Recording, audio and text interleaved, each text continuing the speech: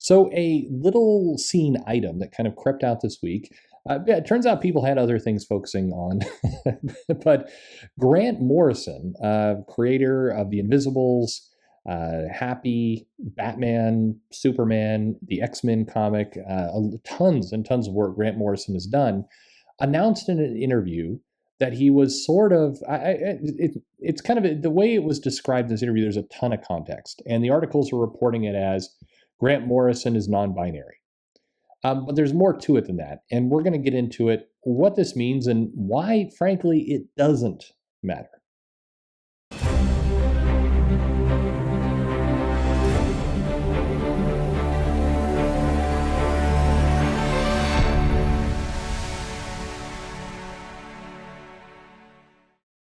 Hey, everybody, this is Perch. This is where you have to tiptoe around subjects because people, I think, get hooked onto certain things you say, and then the game is over. They're off to the races being angry or whatever it happens to be.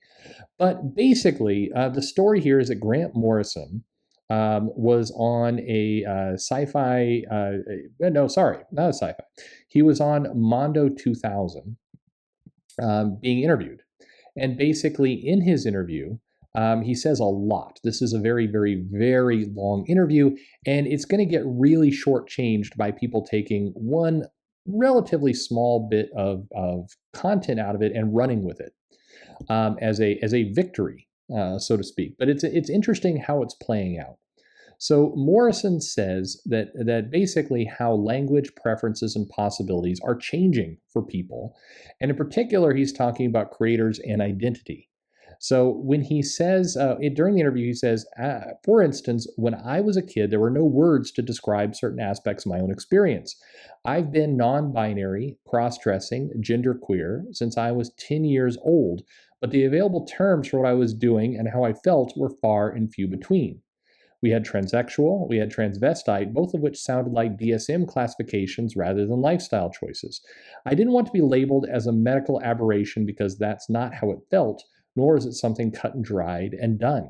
I didn't want to transition or embody my female side exclusively, so I had no idea where I fit in. Now, for some context here, he's talking about when he was 10, which would have put him kind of in the 70s and 80s, I believe. It takes you back a little ways, probably the 80s. I guess it would be the 80s. Morrison is correct here. And what's interesting to note is this little fact kind of float out there. If you have been reading comics for any length of time, when I say length of time, I mean more than 20 years, then the reality is that different gender preferences, different I don't know, different life experiences. I'm just going to go with that. Different experiences, different preferences are not new. In fact, if you look at a lot of the indie comic scene in the 80s and the early 90s, many creators were gay or bisexual or lesbians or many things. And he's correct that back in those days, there weren't a lot of terms. And this is not whether you agree with the fact that there are terms or whatever. There just weren't. The language was pretty small, so people kind of went about their business, and they frankly didn't obsess about it too much. When I say obsess about it, there was no Twitter, there was no pronouns, there were no kind of these things didn't exist.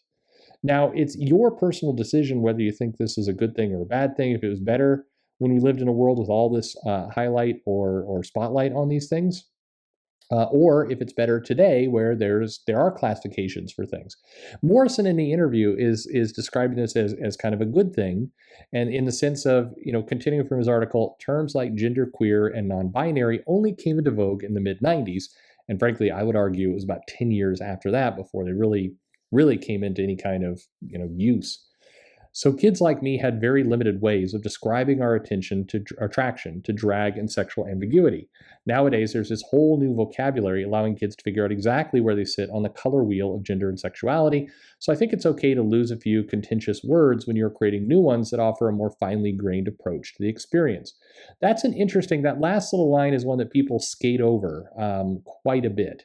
And why that's interesting to put out is he's basically talking about how a lot of these terms and languages change, and it's not just adding forever, it's also taking away when there are different, maybe more granular ways to describe things.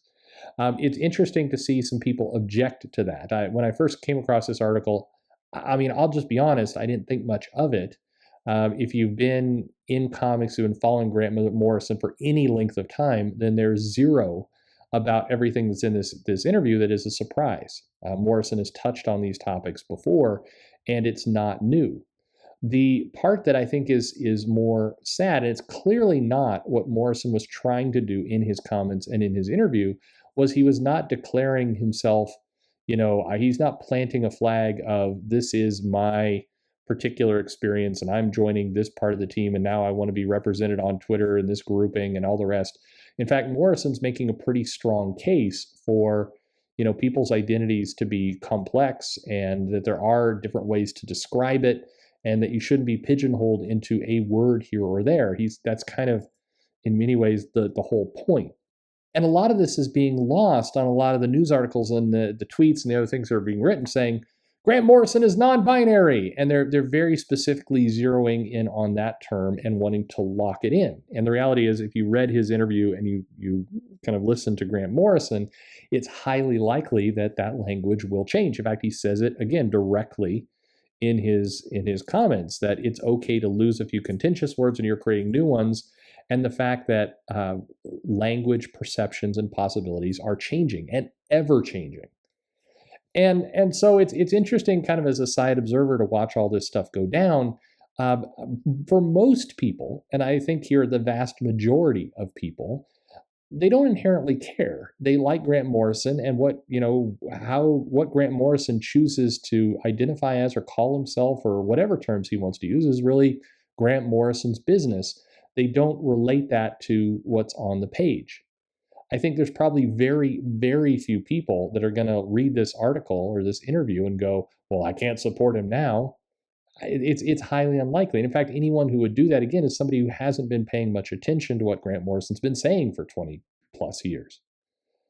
But what you are seeing is kind of independent of Morrison. You're seeing this surrounding hubbub around kind of what he's going to classify as and everything else, and it's almost forcing the opposite of what he's asking for. It's forcing some rigidity to these terms that it will just be interesting to see how it plays out. For some people who are non-binary and are struggling with their own identities, I think it's probably a source of comfort to see a big name like Grant Morrison describe himself in this way and put some definition to his identity. I think that probably is positive for people who are trying to kind of, again, wrestle with their own identities. But it's also interesting in the sense that you have this person who has a very celebrated run of Batman and X-Men, and certainly has done many, many other things in many independent books. And you have him doing this interview and clarifying kind of about who he is. And to me, let's see if I can land this thought well. It's interesting the fact that Morrison has been in this business for so long, has not hid these parts of him and parts of his life, but has also not made them front and center a part of his work. You don't see Grant Morrison doing interviews for DC back in like 2005 talking about, non-binary creator Grant Morrison. You don't see any of that. You just see Grant Morrison as Grant Morrison. And I think that's, to me, that is healthy. It's a healthy balance. It's somebody who seems comfortable with who he is, and he's not afraid of talking about it, but he also doesn't have that part of his identity be used continuously as what feels like marketing half the time. I feel like I'm doing a very poor job of explaining what I'm trying to get at here, but it's just, to me, and this is my personal opinion, it's something to think about. I don't think that your identity is something that needs to be marketed by a corporation. I think that's your identity. I think it's your choice of what you want to do with it. And I think Morrison's taken a fine approach to it. I think he's comfortable in his own skin in that sense. And I think he just goes about his life, does his thing. And I think he has a lot of respect for the work he does and what he's put into play. And I think more power to him. And I hope that we do not suddenly start seeing DC, for example, in their solicitations or their marketing, their press, start describing him with these terms uh, over, in many cases, his body of work. I think he has an incredible body of work. I think uh, he's certainly written comics I've hated, but he's written comics that I've absolutely loved. I think he's really put a lot in play. So anyway, interesting. This story, I don't know. I have a lot of feelings on this. Just it's a. I guess I'll close with this. You should go read the interview.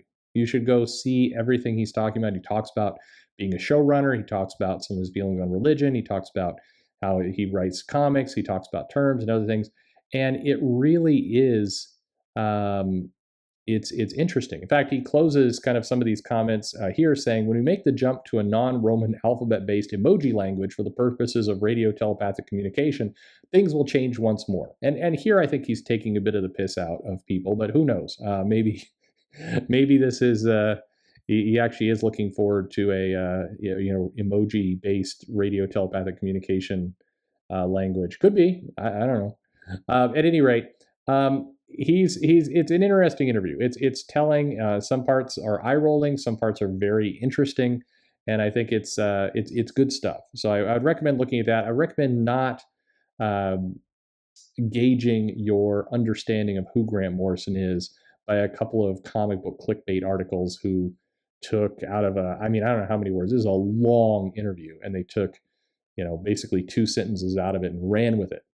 And if that's where you're at, then you're doing yourself a disservice because you're missing a lot about what he's all about. But anyway, interesting stuff to think about. Let me know your thoughts below.